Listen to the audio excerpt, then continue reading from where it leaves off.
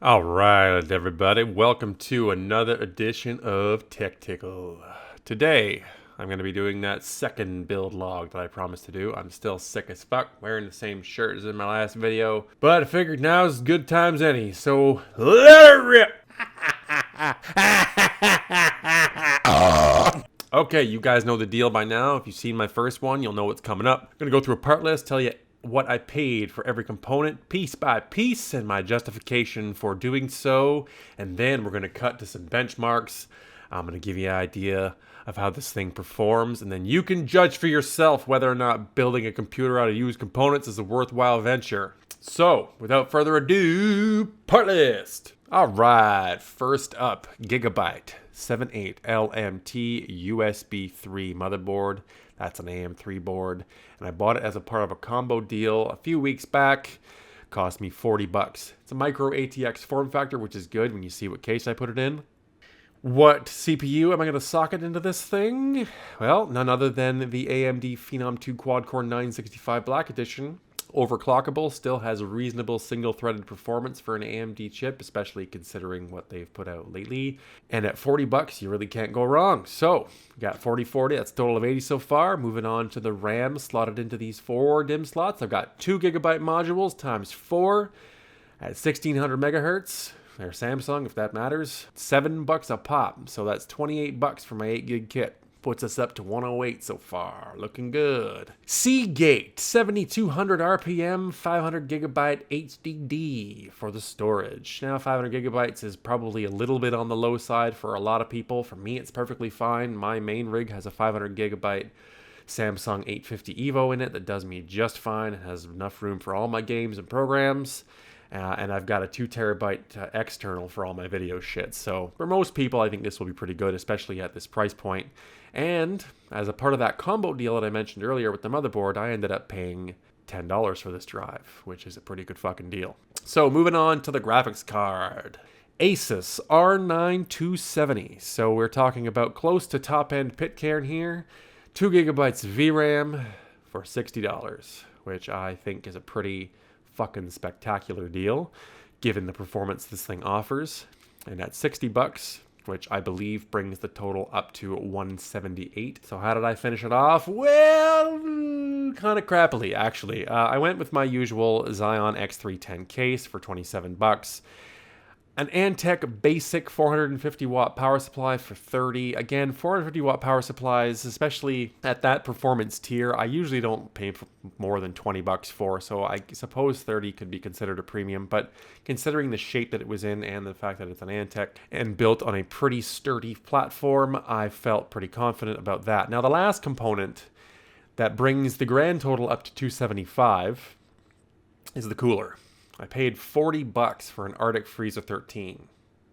Now you might be saying to yourself, why the fuck did he pay $40 for an Arctic Freezer 13? That's the retail price of the goddamn thing. Well, so to be fair, we could do this one of two ways. I could call this a $235 build and say I paid zero for it because technically this was a personal use item that I just sort of transferred out of a system and put into this one.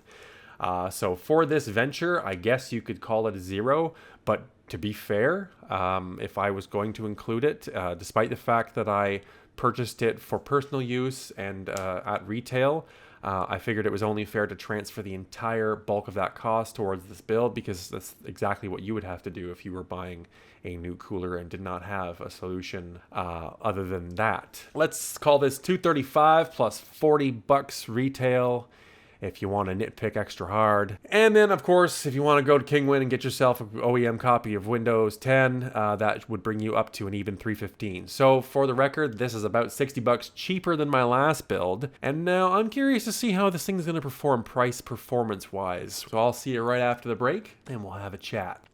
All right, I'm still sick. Please bear with me. So, I'm going to go out on a limb and assume that nobody buying a system like this is going to be gaming at 144 hertz. So we're going to take out the maximum frame rates just to make things a little bit more orderly. The minimums are really what matters, just to see how far down we dip when things get really intense on the screen. So BioShock Infinite Ultra DDoF, a 57 FPS average with a minimum of 21, though that 21 came during the notorious Welcome Center scene change in the CAN benchmark, so I wouldn't read too deeply into it. It looked like it was usually comfortable around the 30s and 40s at the least, and then usually hovering between 40 and 50 the majority of the time. A simple drop in the settings will get you right up to that sweet 60, which is not bad for this kind of a rig. Tomb Raider 2013, we have a 48 average, which is really impressive, and a 36 minimum. Again, totally sustainable, great frame rates for the price.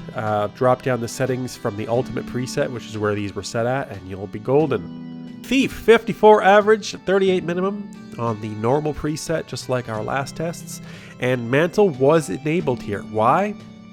I know a lot of reviewers don't like to enable Mantle when they get a chance, but I do, because you know what?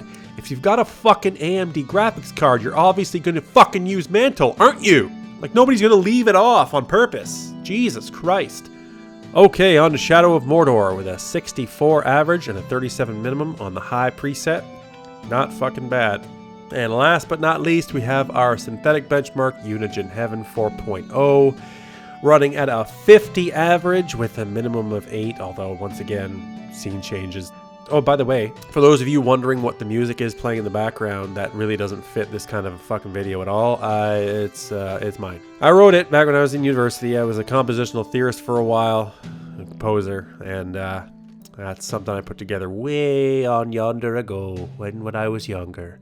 A much different man I was then than I am now, but I haven't forgotten my love of shitty MIDI file music. Anyway, back to the other diff. So there you have it.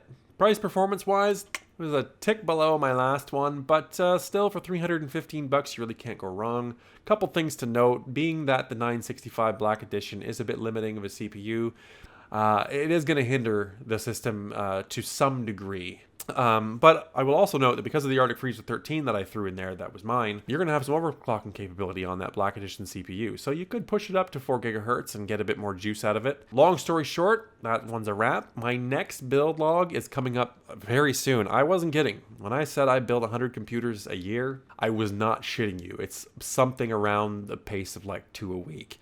And I've got another one sitting right over there on my bench that's ready to go, like complete, and I just have to stick it in a case. This one, I expect, is going to rock the shit out of you. I'm going to show you just how cheap you can go and still build a competent 1080p at 60 gaming system in this market. So stay tuned, and I'll see you next time. Thanks for watching.